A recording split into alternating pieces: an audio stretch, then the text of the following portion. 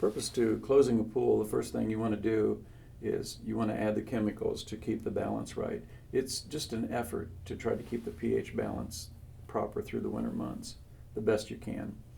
The second thing you do is you take the eyeballs, which is that little piece that you see there on the concrete, it's called an eyeball.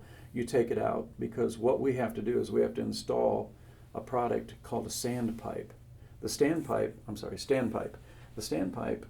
actually brings the pipe above the water level so that when you blow that pipe out, water can't get back in it. The whole purpose of winterizing a pool is to keep everything from freezing. The next thing you want to do is take the skimmer basket out, and we put in a product called a compensator. And this compensator will actually, because there's going to be water in that skimmer all winter long, this actually threads down and shuts off the pipe from the skimmer to the pump. And then that water that you see still standing in there, if it freezes, it could crack or break that skimmer. So what happens is if it does freeze in there, the compensator lets it expand into that plastic and it keeps it from freezing. It keeps it from breaking. Can't keep it from freezing, but it does keep it from breaking the plastic. The next thing to do, and really winterizing a pool, is all about getting all of the water out of everything you can. So what you're seeing here is our technicians are taking the plugs out of the bottom of the pump and they're draining the water. You have to get water out of everything. Water freezes over the winter and it's your enemy. So right now we're just going to loosen all of the pipes. We take the unions from the drains, from the skimmer, from the returns. Every area of your pool has a line going to it. And you can see above his hand there, those are shut-off valves. So that's keeping the water from running into the shed.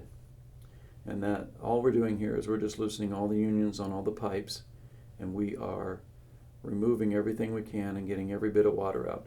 Then we take an air pump and we go through every one of the pipes and we blow, and you'll see what will happen here.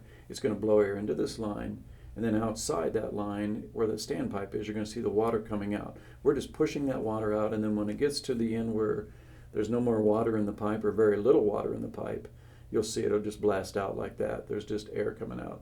Same way with the main drains, same way with skimmers.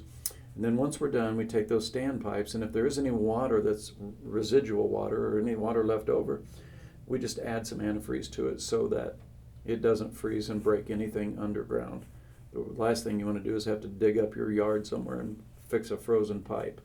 That's why it's really, really important to get the right tech to do the job, because everything has to be winterized, everything. We add a little water into the compensator so that it doesn't freeze and draw water and freeze.